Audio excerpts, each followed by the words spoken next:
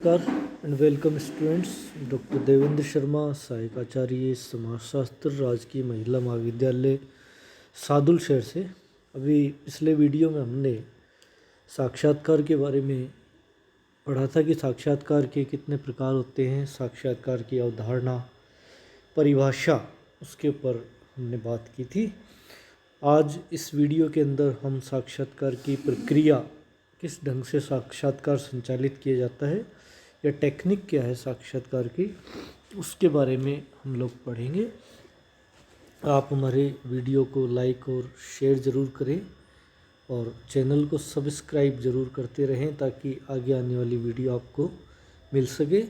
साक्षात्कार की प्रक्रिया के संबंध में कहा गया कि एक तकनीकी प्रक्रिया होती है। हर्बर्ट हाइमेन, वॉल्टर मूर, ओल्डफील्ड, वेनलैंड और ग्रोस जैसे विद्वानों ने महत्वपूर्ण विचार रखे हैं कि साक्षात्कार किस प्रकार से आयोजित किया जाए।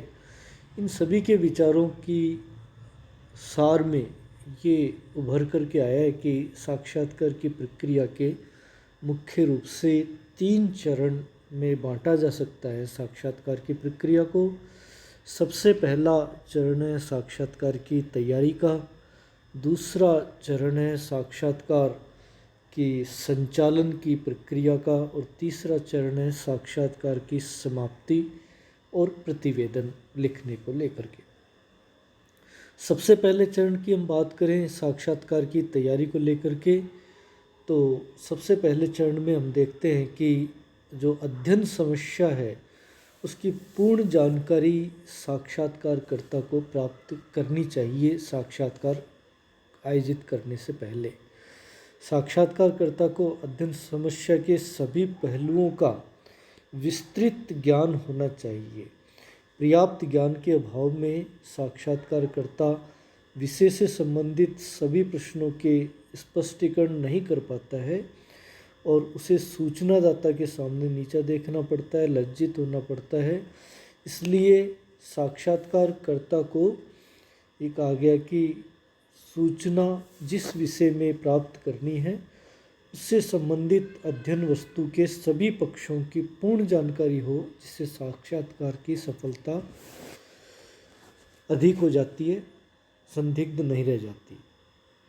साक्षात्कार की पूर्व तैयारी में दूसरे चरण में साक्षात्कारदाताओं का चुनाव किया जाता है। इसमें सूचनादाता का सावधानीपूर्वक चुनाव करते हैं, जिसमें किसी भी निदर्शन विधि का प्रयोग किया जा सकता है। साक्षात्कारदाताओं का चुनाव तटस्थ और विषय से संबंधित जो साक्षात्कारदाता होते हैं उन्हीं का चुनाव इसके अंदर किया जाता है। यदि हमारे पास में साधन ज़्यादा हों तो संगणना पद्धति के आधार पर भी साक्षात्कारदाताओं का चुनाव, सभी साक्षात्कारदाताओं को चुना जा सकता है। साधन कम होते हैं तो निदर्शन का प्रयोग करते हुए साक्षात्कारदाता चुने जाते हैं। और तीसरे चरण में पूर्व तैयारी के साक्षात्कारदाताओं के संबंध में जानकारी प्राप्त की जाती है। साक्षात्कारदाताओं के चुनाव के बाद में उनकी योग्यता, निवास स्थान, उनसे मिलने का स्थान, उनके व्यवसाय, स्वभाव और समय के बारे में पर्याप्त जानकारी प्राप्त की जाती है। सूचनादाता की विचारधारा, प्रकृति, उसकी संस्कृति, सामाजिक परिस्थितियों का ज्ञान साक्षात्कारदाता को होना चाहिए, जिससे कि साक्षात्कार में ज़्यादा से ज़्यादा सफलता है वो प्राप्त हो सकती है। और इसी पूर्व तैयारी के चौथे चरण में, जो पूर्व तैयारी साक्षात्कार का चरण चल रहा है, उसके चौथे स्तर पर उचित समय और स्थान का निर्धारण है वो किया जाता है। इस चरण में सूचनादाता को पत्र, टेलीफोन, व्यक्तिगत संपर्क स्थापित करके उसके माध्यम से उचित समय और स्थान का निर्धारण कर लिया जाता है। इससे पूर्व सूचनादाता को अध्ययनकर्ता द्वारा स्वयं का परिचय और शोध के उद्देश्य से अवगत करा देना चाहिए, जिससे किसी प्रकार का संदेह उसको सूचनादाता को नहीं हो। ये कार्य उत्तरदाता के अवकाश के दिनों में किया जाना चाहिए साक्षात्कार का। समय और स्थान के निर्धारण में ये ध्यान रखा जाना चाहिए कि वहाँ गोपनीय और आंतरिक सूचनाएं हैं वो प्राप्त की जा सके। इस प्रकार से साक्षात्कार का जो स्थान है, समय है, वो इस प्रकार का होना चाहिए। और पूर्व तैयारी के 5वें स्तर पर इसमें साक्षात्कार उपकरणों की रचना की जाती है। इसमें साक्षात्कार की तैयारी के अंतर्गत साक्षात्कार अनुसूची ऐसी सूची होती है जिसमें रिक्त स्थान होते हैं और साक्षात्कार की प्रक्रिया के दौरान उसमें उत्तर भरे जाते हैं। इसमें सूचनादाता का नाम, स्थान, आयु, जाति, पारिवारिक स्थिति, व्यवसाय और जो विषय है उससे संबंधित समस्या संबंधित प्रश्न होते हैं। ये साक्षात्कार अनुसूची कहलाती है। इसका निर्माण कर लिया जाता है और ये संरचित या निर्देशित या औपचारिक प्रकार के साक्षात्कार में प्रयोग ली जाती है।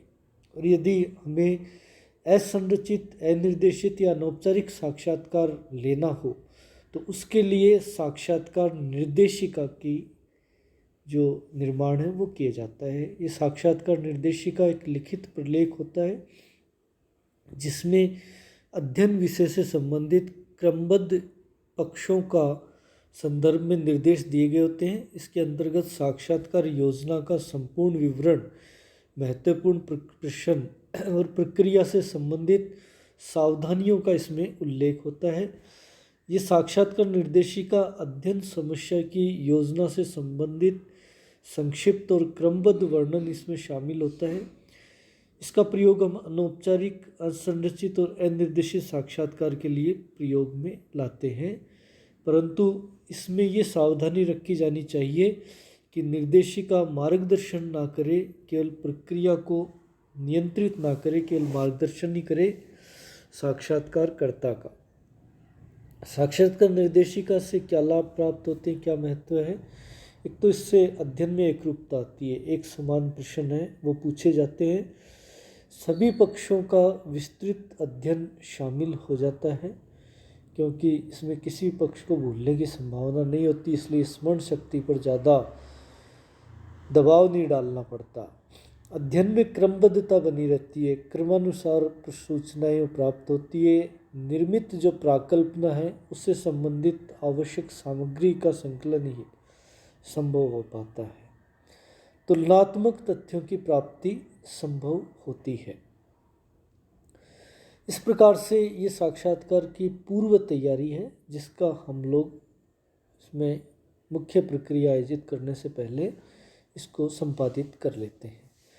दूसरे चरण में साक्षात्कार की जो संचालन की मुख्य प्रक्रिया है उसको आयोजित किया जाता है, जिसको विभिन्न स्तरों पर हम देखें तो सबसे पहले निर्धारित समय और निर्धारित स्थान पर जो सूचनादाता है उससे संपर्क स्थापित किया जाता है और उसका उचित अभिवादन करके साक्षात्कार आयोजित किया जाता है। साक्षात्कारकर्ता का व्यवहार सौम्य, पोशाक उचित होनी चाहिए। संपर्क स्थापित होने के तुरंत बाद साक्षात्कारकर्ता को अपना परिचय सूचनादाता को अवश्य देना चाहिए। और दूसरे स्तर पर इसमें उद्देश्य से अवगत कराना होता है कि जैसे ही संपर्क स्थापित हो जाए सूचनादाता को साक्षात्कार के उद्देश्य, संस्था के परिचय और अध्ययन विषय के बारे में पूर्ण अवगत करा देना चाहिए। ये विश्वास दिलाना चाहिए कि उसके द्वारा दी गई सूचना का दुरुपयोग नहीं किया जाएगा। और तीसरे स्तर पर इसमें प्रभावपूर्ण भाषा में सहयोग की अपील की जाती है। उद्देश्य स्पष्ट करने के बाद सहयोग देने के लिए उसे कहा जाता है कि उसके द्वारा जो दी गई सूचनाएं हैं वो जटिल समस्या को हल कर सकेगी, उसकी सूचनाएं पूर्णतया गुप्त रखी जाएगी। इसे प्राप्त करने से जो शोध के अतिरिक्त और कोई उद्देश्य इसका नहीं है, तो ये इसको विश्वास दिलाना चाहिए। अगले स्तर पर इसमें बातचीत प्रारंभ की जाती है। इस चरण में ये कहा गया है कि विभिन्न प्रकार के प्रश्न पूछे जाते हैं, भाषा की दृष्टि से सरल और क्रमबद्ध और अध्ययन विषय से संबंधित जो प्रश्न है वो होने चाहिए। आज्ञात्मक, उपदेशात्मक, निर्देशक या क्रोधित करने वाले प्रश्न नहीं होने चाहिए। एक प्रकार के प्रश्नों की समाप्ति होने के बाद ही दूसरे प्रकार के प्रश्न आरंभ करने चाहिए। प्रश्नों को आपस में एक दूसरे के साथ मिलाना नहीं चाहिए। एक प्रकार के पक्ष से संबंधित संपूर्ण प्रश्न पूछे जाने के बाद में दूसरे पक्ष से संबंधित प्रश्न है वो आयोजित करने चाहिए। अगले स्तर पर इसमें उसकी सूचनाओं को सहानुभूतिपूर्वक सुना जाता है। साक्षात्कार के दौरान ये कहा गया कि धैर्यपूर्वक सूचनाओं को सुनना भी चाहिए। सूचनाओं में रुचि दिखाने के लिए उसके विचार एवं दृष्टिकोण तथा स्वयं के विचारों में समानता प्रदर्शित करते हुए उसे जानने का प्रयास करना चाहिए। और अगले स्तर पर इस संचालन की प्रक्रिया में पुनः स्मृति और प्रोत्साहन दिया जाता है। कई बार सूचनादाता सूचना देते हुए विषय से काफ़ी दूर भटक जाता है। साक्षात्कारकर्ता को उचित कथनों की सहायता से विषय की पुनः जो स्मृति है वो दिलानी चाहिए। जैसे उसे कहा जा सकता है कि अभी आप इस विषय के बारे में कुछ बता रहे थे, सुनकर अच्छा लगा, इसके बारे में और कुछ बताएं। कई सूचनादाता सूचना देते देते थक जाते हैं, उनकी रुचि कम हो जाती है। उस स्थिति में उचित कथन की सहायता से सूचनादाता का उत्साहवर्धन करना चाहिए। जैसे आपने हमें अभी भी नई बात बताई है, इस सूचना से तो मुझे बिल्कुल अंधेरे से प्रकाश में ला दिया। इस प्रकार के जो वाक्य हैं वो सूचनादाता से कहे जा सकते हैं। संचालन की मुख्य प्रक्रिया के अंतर्गत अगले स्तर पर इसमें कहा गया कि क्रोधित करने वाले प्रश्न हैं वो नहीं पूछे जाने चाहिए, उनसे बचना चाहिए। कई प्रश्न ऐसे हैं जो साक्षात्कारदाता को क्रोधित कर सकते हैं और ऐसी स्थिति में साक्षात्कार बीच में समाप्त करना पड़ सकता है। जैसे किसी से डाकू से ये पूछा जाता है कि डकैती और हत्या करना एक गंदा काम है, आपने क्यों किया। ऐसी स्थिति में ये काफ़ी स्थिति ऐसी बन सकती है जिससे कि साक्षात्कार के दौरान हिंसा भी हो सकती है। अन्य कुछ सामान्य बातें ध्यान में रखने की है कि जिसमें व्यक्तिगत ज़्यादा गोपनीय प्रकार के प्रश्न हैं वो नहीं पूछने चाहिए। अत्यधिक संक्षिप्त उत्तर वाले प्रश्न और दोहरे प्रश्नों से भी बचना चाहिए। दो तरह के उत्तर उनके ना निकले।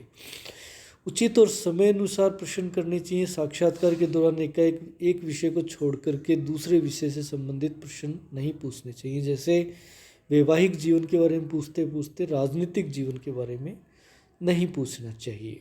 और अगले स्तर पर इसमें साक्षात्कार का नियंत्रण और प्रामाणिकता देखी जाती है।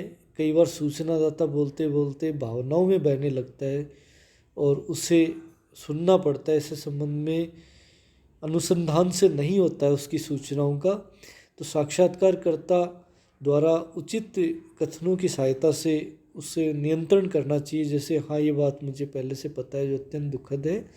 इसकी प्रामाणिकता ना देखने के लिए ये कहा गया है कि अन्य तथ्य वो ध्यान रखे जाने चाहिए। जैसे कि सूचनाओं में परस्पर विरोधी सूचनाएं संकलित नहीं हुई, ऐसा हुआ है तो सूचनादाता ने किसी सूचना को ठीक प्रकार से नहीं समझा तो विरोधी सूचनाएं दे सकता है।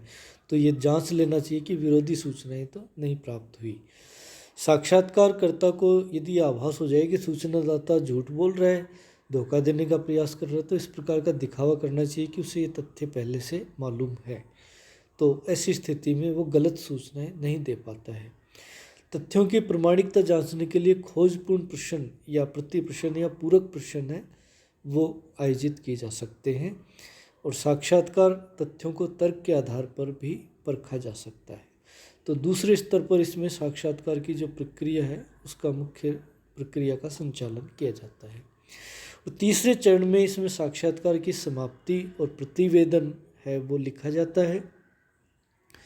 साक्षात्कार की जो समाप्ति और प्रतिवेदन है वो इस प्रकार से किया जाता है कि जब साक्षात्कार दाता सब कुछ कह चुका होता है तो उसके बोलने की गति धीमी हो जाती है, बीच बीच में रुकने लगता है। ऐसी स्थिति को समझते हुए साक्षात्कार समाप्त होने की स्थिति आ गई ये जान करके सूचनादाता यदि कोई महत्वपूर्ण नई बात कर रहा है तो तुरंत साक्षात्कार समाप्त नहीं करना चाहिए। साक्षात्कार के बाद में कई बार सूचनादाता भय और आत्मग्लानि का अनुभव करता है कि उसने गुप्त बातें अपरिचित व्यक्ति को बता दी, ऐसी स्थिति में उसे विश्वास दिलाना चाहिए कि उसके द्वारा जो दिए गए तथ्य पूर्णतः गोपनीय रखे जाएंगे। अंत में साक्षात्कार दाता के प्रति कृतज्ञता प्रकट करते हुए सहयोग के लिए धन्यवाद देना चाहिए। भविष्य में भी सहयोग की प्रार्थना उससे करनी चाहिए। इसके बाद में साक्षात्कार को लिखने का काम किया जाता है। संरचित साक्षात्कार में सूचनाओं को उसी समय लिख लिया जाता है, लेकिन असंरचित साक्षात्कार में सूचनाओं की क्रमबद्धता टूटने की संभावना होती है। तो ऐसी स्थिति में साक्षात्कार के दौरान प्रलेखन सूचनादाता की झुंझलाहट बन सकती है। अतः महत्वपूर्ण और मोटी मोटी बातें अंकित कर लेनी चाहिए। संक्षिप्त शब्द लिपि या टेप रिकॉर्डर प्रयोग में लाया जा सकता है। और अंतिम चरण में इसमें साक्षात्कार का प्रतिवेदन लिखा जाता है कि प्रलेखन करने के बाद में प्रतिवेदन तैयार किया जाता है। प्रतिवेदन के आधार पर सूचनाओं का विश्लेषण, वर्गीकरण और सामान्यीकरण किया जाता है। प्रतिवेदन जल्द ही तैयार करना चाहिए, अन्यथा सूचनाओं के परिवर्तित होने और भूलने की संभावना बनी रहती है। तो इस प्रकार से साक्षात्कार की प्रक्रिया एक तकनीकी प्रक्रिया है जिसका हमें प्रयोग बहुत सोच समझ करके सावधानीपूर्वक करना चाहिए। धन्यवाद।